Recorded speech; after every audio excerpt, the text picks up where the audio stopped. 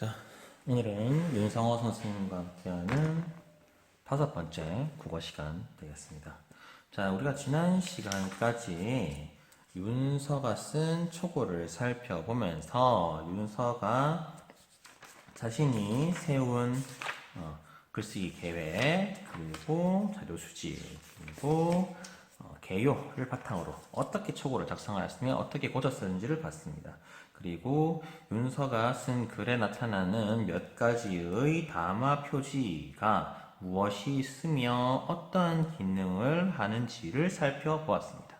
자, 오늘은 원래 순서대로라면은 자, 선유의 초고를 보아야겠지만 그것에 앞서서 자, 선유가 쓰고자 하는 글의 종류인 논설문, 다시 말해서 주장하는 글이라고 하는 것이 어떠한 특징을 가지고 있는지 여러분들과 함께 이야기를 해보고자 합니다. 자, 121페이지의 선유의 기호 잠시만 보겠습니다. 잠시만 보면 주제가 이렇게 되어 있죠. 인터넷에 지나치게 연결된 삶을 적절하게 연결된 삶으로 조절하자라고 이야기하고 있습니다. 자, 조절하자라고 하는 것은 상대방의 행동 변화를 요구하는 겁니다. 그렇죠? 따라서 설득하는 글, 다시 말해서 논설문이라고 할 수 있습니다. 자, 논설문은 저번에 봤던 윤서가 쓴 설명문이 그러했듯 논설문만이 가지는 그러한 형식적인 관습이 있습니다. 논설문에 어떤 형식적인 관습이 있을까요? 일단 우리가 기본적으로 알고 있는 논설문의 3단 구성, 서론, 본론, 결론이 있을 겁니다. 자, 서론에서는 어떤 내용이 들어갑니까? 자, 글쓴이가 제기하고자 하는 문제가 어떤 문제가 있는지를 제시합니다. 이 문제 제기가 서론 부분에서 이루어진다면 본론에서는 그 문제를 해결하기 위한 글쓴이의 주장이 나타납니다. 이때 주장은 명확해야 됩니다. 자, 주장이 애매모호해져 버리면은 그 글에서 말하고자 하는 바가 정확하게 전달이 안 되겠죠. 자, 그리고 그 주장은 공정해야 됩니다. 특정 계층 혹은 특정한 집단, 특정한 사람들을 곤란하게 한다거나 불리하다거나 정의롭지 못하거나 그러면은 안 되겠죠. 자, 그래서 주장의 공정성 역시 중요하고 적절성도 필요합니다. 이 적절성이라고 하는 것은 문제를 해결할 때 그 주장이 문제 해결을 위해서 적절한가를 이야기하는 것입니다. 자, 이런 명확성, 공정성, 적절성을 가지고 있는 주장이 본론에서 나타나고 주장뿐만 아니라 그 주장을 적절하게 뒷받침해주는 논리적인 근거 역시 제시되어야 됩니다. 본론에서요. 이때 근거 역시 아무렇게나 제시되는 것이 아니라 타당성, 신뢰성을 갖춘 근거여야 하며 그리고 자신의 주장을 뒷받침하기에 충분해야 하고 그리고 자료가 정확해야 되며 구체적으로 제시되어야 한다는 특징들을 갖춘 근거를 제시해야 됩니다. 자, 마지막으로 본론 이후에 결론 부분에서는 본론에서 제시하였던 주장을 요약해서 강조해서 압축적으로 제시한다거나 그리고 앞으로의 전망을 제시하는 것으로 글을 마무리 짓는 것이 결론 부분이다라고 이야기할 수 있습니다. 아마 선유는 이러한 논설문의 형식적인 관습을 바탕으로 개요를 작성하고 초고를 작성하였을 것입니다. 자, 그건 나중에 보도록 하고요. 논설문의 형식적 관습을 조금 더 구체적으로 보도록 하겠습니다. 자, 이 프린트는 선생님이 리롤스쿨에 탑재한 자료입니다. 자, 논설문이 가져야 되는 특징들이 몇 가지 제시되어 있습니다. 자, 보도록 할게요. 설득하는 글이 논설문이죠. 설득하는 글의 판단 기준이라고 한다는 것은 설득하는 글, 논설문이라면 이러한 것들을 당연히 갖춰야 한다라는 얘기입니다. 자, 선생님이 앞전에 잠깐 언급을 했는데 이 신뢰성, 타당성, 공정성, 이어지는 명료성, 공정성, 확실성, 논리성, 정확성 등이 어떠한 것인지 조금 더 살펴보고 지나가겠습니다. 자, 신뢰성 보도록 하겠습니다. 논설문이라면은 주장하는 바나 근거가 신뢰성을 잘 갖추고 있어야겠죠. 자, 근거로 제시하는 자료가 정확하고 정확성과도 관련되겠네요. 믿을만한지를 검토해야 합니다. 자, 출처나 그리고 출처의 신뢰성을 확인하여야 되고, 자, 자료가 너무 오래된 자료라면은 믿을 만한 자료가 할 수가 없겠죠. 그리고 인용 방법 역시 적절해야 됩니다. 표절을 하였다거나 근거 없이 자료를 가져왔다, 허락 없이 자료를 가져왔다면은 그 자료 역시 신뢰성이 낮다라고 하겠습니다. 자, 다시 얘기해서 신뢰성이라고 하는 것은 그 근거 자료가 얼마나 믿을 만한지를 이야기하는 것입니다. 타당성 보도록 하겠습니다. 자, 설득하는 길은 타당성을 가지고 있어야 됩니다. 타당성이란 주장이나 의견, 근거 등이 정당하고 합리적인지 검토해야 됩니다. 내 주장이 이게 합리적이어야 됩니다. 정당해야 됩니다. 예를 들어서 집에 쥐가 한 마리 더 칩시다. 자, 이 쥐를 잡기 위해서 효과적인 방법으로 쥐를 잡기 위해서 뭐 쥐약을 넣는다거나 쥐덫을 설치한다라고 했는데 쥐를 잡기 위해서 집에 불을 지른다? 합리적이지가 않죠. 타당성이 떨어지는 주장이라 할 수 있습니다. 다음, 주장이나 의견, 근거 등의 논리적인 입증 절차를 하게 됩니다. 논리적이어야 한다. 논리적인 입증 절차를 갖췄다면은 이런 것을 거쳤다면은 타당성 있는 주장이나 의견이다, 근거다라고 얘기할 수 있겠네요. 논리적인 비약은 없어야 합니다. 논리적인 체계를 갖춰야 됩니다. 즉 충분히 합리적이고 논리적이라면 이 설득하는 글은 타당성을 갖췄다라고 얘기하겠습니다. 다음 공정성 보도록 하겠습니다. 잠깐 얘기했었죠. 주장이나 의견이 공평해야 됩니다. 어느 한쪽으로 주장이나 의견이 치우치지 않아야겠죠. 공동체의 보편적 가치에 부합해야 됩니다. 즉 정의로워야 한다라는 이야기라고 하겠습니다. 이러한 신뢰성, 타당성, 공정성이 설득하는 글이 반드시 갖춰야 하는 요소들이다라고 이야기할 수 있습니다. 물론 이게 다는 아닙니다. 세세하게 얘기하자면 훨씬 더 많은 것들이 있습니다. 몇 가지만 더 보도록 하겠습니다.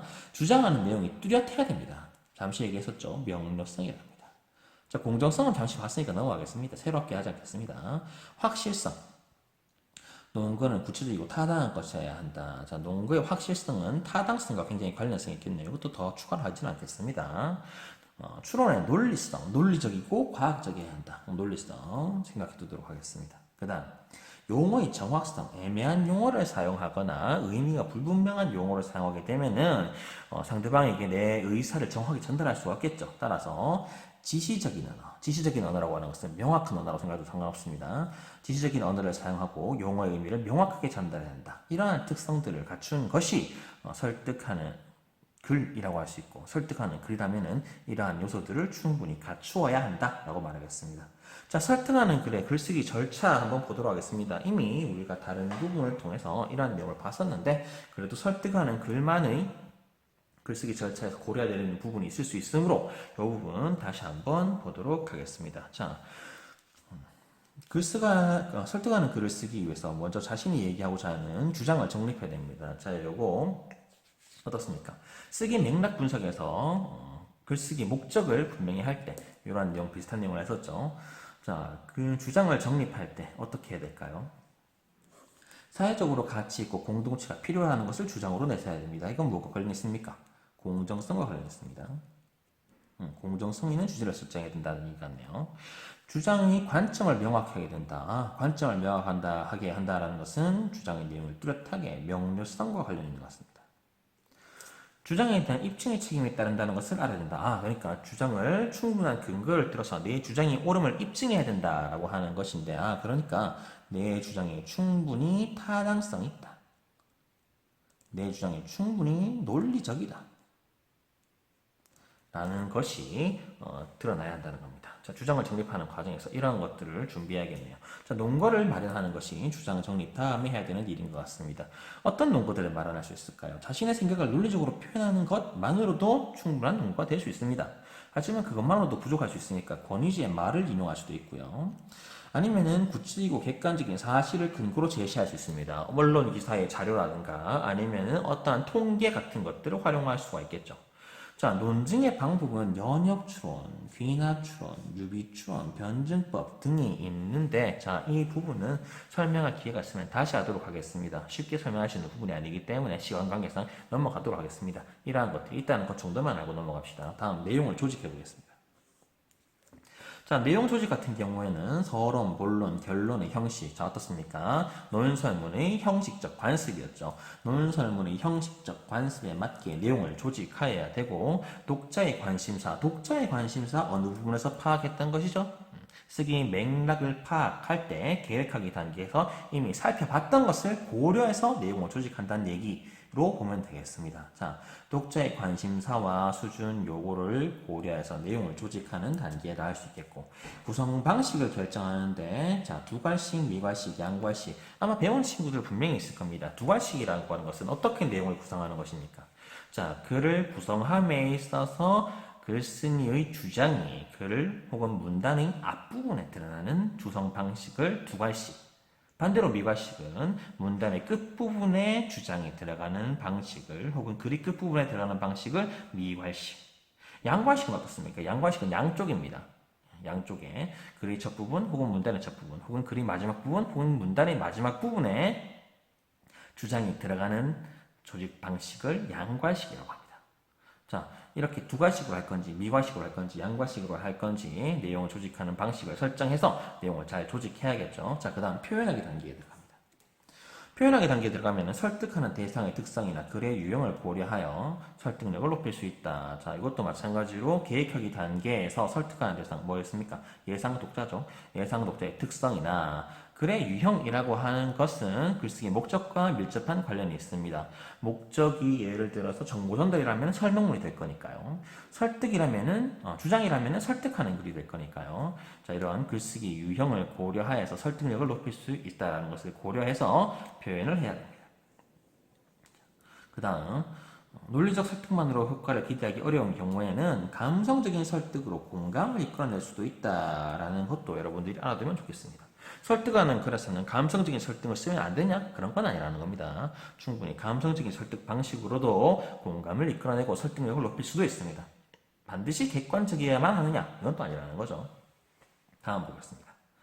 자, 그러면은 이 글쓰기 절차라고 하는 것이 사실 새롭게 나오는 것 같지만은 다른 용어로 우리가 이미 다 봤던 것들입니다. 어떻습니까? 주장을 정립한다라고 하는 것은 글쓰기 목적을 분명하게 한다. 즉, 쓰기 계획 단계에 해당한다 할 수 있고, 논거 마련은 무엇입니까? 논거 마련은 내용 생성하기 단계에 해당하는 내용이라 할 수 있고, 내용 조직하기 단계에 해당하는 내용 조직하기, 표현하기 단계는 아까 우리가 봤었죠. 어디서 봤습니까? 122페이지에서 봤던 윤소일 초고 표현하기 단계와 같은 내용이라 할 수 있습니다.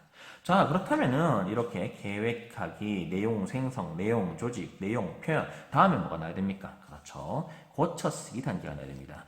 설득하는 글을 고쳐쓰기 할 때 어떤 점들을 유의해야 하느냐. 자, 논거가 타당하고 풍부한지 살펴봐야 됩니다. 내용이 일관적이어야 되는지 판단해야 되고 체계적으로 조직해야 되는지 판단해야 됩니다. 논리적 오류나 비약이 없이 명확하게 표현해야 하는지 살펴봐야 되고 어휘, 어법, 문장 등의 오류가 없는지 살펴봐야 됩니다. 다음, 상대방을 배려하고 언어 공동체의 가치를 고려하였는가 역시 살펴봐야 되는 내용들입니다. 자, 여러분들이 지금까지 살펴본 이 내용들과 우리가 앞서 121페이지에서 여러분들이 필기했을 겁니다. 필기했던 이러한 내용들이 설득하는 글, 논설문의 형식적 관습이며 이러한 형식적 관습을 바탕으로 선유가 계율을 짜고 그리고 표현하고 고쳐 썼을 것입니다. 자, 이번 영상은 이렇게 설득하는 글의 형식적 관습을 살펴보았고 다음 시간에는 선유의 개와 선유의 표현하기 그리고 선유의 고쳐쓰기 살펴보도록 하겠습니다. 이상입니다.